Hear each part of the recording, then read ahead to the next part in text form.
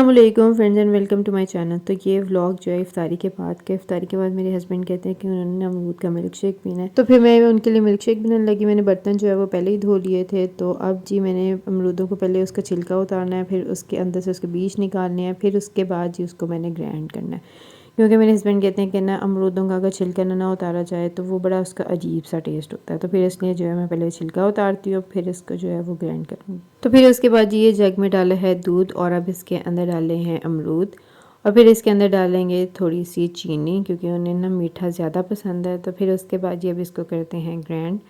ये देखें जी। और अच्छा मुझे ये ना इतना नहीं पसंद, लेकिन उनको जो है बहुत पसंद है। ये बिल्कुल वाइट और अजीब सा मुझे ना लगता है इसका टेस्ट हो गया, जैसे मलाई मलाई टाइप होता है ना, वैसा वैसा लगता है। तो अब जी ये अच्छे से मैंने ग्राइंड कर लिया था, फिर ये इस मग में उन्हें डाल के दिया है और अब वो जी ये पियेंगे। और फिर मैं अब सहरी की तैयारी करूँगी। तो आज सहरी में मैंने बनानी थी भिंडी की सब्ज़ी। इसको जो है मैंने अच्छे से धो के जो है वो दोपहर में धूप में रख दिया था। अब ये अच्छे से जो है वो ड्राई हो गया, बहुत ही कुछ ज़्यादा ही ड्राई हो गया, बेचारी सूख गई है। तो फिर अब जी इसका ऊपर से पहले उतारते हैं, फिर इसके पीसेस जो है वो कट करते हैं और फिर जी इसको हम बनाएंगे। अच्छा कई लोग जो है वो फ्राई करते हैं, कहीं जो है फ्राई नहीं करते। तो मैं कभी कभी कर लेती हूँ, कभी नहीं करती। आज चूँकि टाइम कम था और मेरा मूड भी नहीं था कि मैं इसको फ्राई करूँ, इस पर ज़्यादा टाइम वेस्ट करूँ, तो मैं इसको जो है वो डायरेक्ट ही बना दूँगी। तो पहले इसके सारे को काट लेते हैं। फिर एक पैन लिया है, पैन के अंदर थोड़ा ऑयल डाला है, फिर उसके अंदर मैंने डाले हैं प्याज। तो प्याज़ों को जो है वो थोड़ा सा गोल्डन कर लेते हैं। तो जबकि गोल्डन हो गए थे, फिर इसके अंदर मैंने डाले हैं टमाटर। टमाटर डालने के बाद अब इसकी जो है ना वो थोड़ी सी करते हैं भुनाई। भुनाई करने के बाद इसके अंदर डालते हैं मसाले, जिसमें है नमक, फिर इसमें डालेंगे सुरख मिर्चें, फिर इसके अंदर डालेंगे धनिया पाउडर, फिर इसके अंदर डालेंगे हल्दी, फिर इसके अंदर डालेंगे ज़ीरा पाउडर। फिर इसको अच्छे से जो है वो मिक्स करेंगे और अब इसकी थोड़ी देर भुनाई करेंगे ताकि प्याज और टमाटर जो है ना वो थोड़े गल जाएं और सॉफ्ट भी हो जाएं।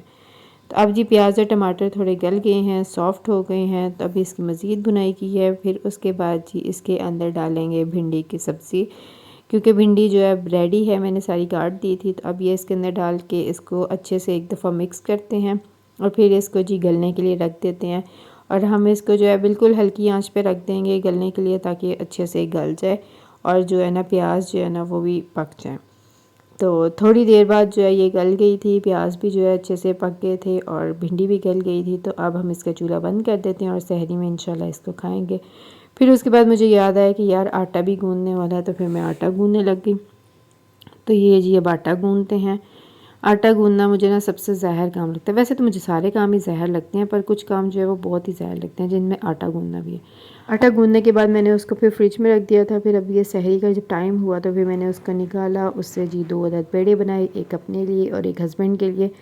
तो अब जी इसकी रोटी बेलते हैं और फिर इसके अंदर लगाते हैं घी। तो आज मैंने ना फिर सोचा वैसे ही पराठा बनाते हैं जो मैंने लास्ट टाइम बनाया था ना, मतलब वो क्या नाम है उसका, वो जो कागज़ से हम लोग पंखे बनाया करते थे, उसको एक राइट साइड पे फ़ोल्ड करना है, एक लेफ़्ट साइड पे फ़ोल्ड करना है। मैंने सोचा आज भी ना वैसे ही पराठा बनाते हैं। उससे जो है ना मुझे लगा था उससे थोड़े थोड़े जो है ना वो उसके बल पड़े थे। उसके अलावा जो मैंने पराठे ट्राई किए हैं ना उनमें बल नहीं नज़र आते, वो प्लेन रोटी जैसे ना बिल्कुल सीधे होते हैं। शायद मुझे बेलने में कोई मसला, ये वल्लाह आलम क्या मसला है, वो बड़े अजीब से हो जाते हैं। तो इसमें जो है ना मुझे 1-2 बल दिखा। मैंने कहा चलो अब इसकी थोड़ी मज़ीद प्रैक्टिस करेंगे। बंदा किसी के सामने शौक ही मार सकता है, बंदा किसी को बना के दे सकता है। जी मुझे बलों वाला पराठा आता है, क्योंकि कई लोग जो हैं बहुत अच्छे अच्छे पराठे बना लेते हैं। तो मैंने सोचा कि मैं भी थोड़े ना पराठों पे मेहनत करूं और इनकी ना प्रैक्टिस करूं।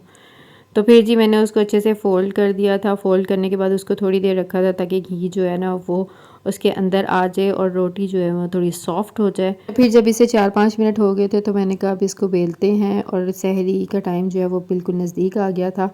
तो मैं रोटी छोटी बना के जो है ना वो फिर हस्बैंड को जो है वो जगाऊंगी और वो फिर जो है दही लेके आएंगे और वो खाएंगे। और मैं ये देख के खुश भी हो रही थी कि यार इसके ना बल आ रहे हैं और ये जो है ना बलों वाला पराठा बन रहा है। अच्छा हम औरतों की ना बहुत छोटी छोटी खुशियाँ होती हैं और मुझे लगता है कि जो इन छोटी खुशियों पे खुश होते हैं ना वो ही ज़्यादा खुश रहते हैं अपनी लाइफ में, और जो छोटी खुशियों पे खुश नहीं होते या जिन्हें ज़्यादा का होता है ना, वो मुझे लगता है वो सारी ज़िंदगी जो है ना वो कंफ्यूज ही रहते हैं। क्योंकि हर गुजरते टाइम के साथ ना हर चीज़ का नेमो बदल आ जाता है, स्वाय इंसान के चीज़ों की रिप्लेसमेंट जो है ना वो बहुत जल्दी हो जाती है, लेटेस्ट से लेटेस्ट चीज़ें आ जाती हैं।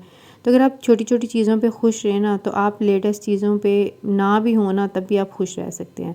अगर आप छोटी चीज़ों पे खुश नहीं होते ना, और अगर आपको लेटेस्ट से लेटेस्ट चीज़ें चाहिए ना, तो फिर आप कभी भी खुश नहीं रह सकते, ये मुझे लगता है। आप लोग कमेंट सेक्शन में बताइएगा कि आप लोगों का इस बारे में क्या ख्याल है। मुझे यही लगता है कि यार अगर हम लोग इस तरह की छोटी चीज़ों में खुश रहें ना, तो हम लोग एक बहुत अच्छी ज़िंदगी गुजार सकते हैं।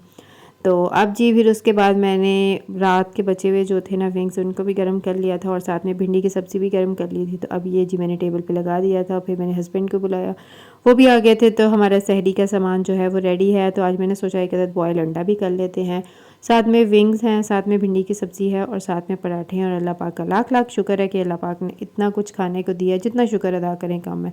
फिर उसके बाद मैं अभी सहरी कर रही थी, हस्बैंड ने कर ली थी, तो वो अब दही खा रहे थे। तो मुझसे ना सहरी में दही नहीं खाया जाता। मुझे लगता है कि अगर आप दही खाएं ना, तो आप वज़नी वज़नी फ़ील होता है, मतलब आपका पेट भर जाता है और आप पे ना बोझ बोझ फ़ील होता है।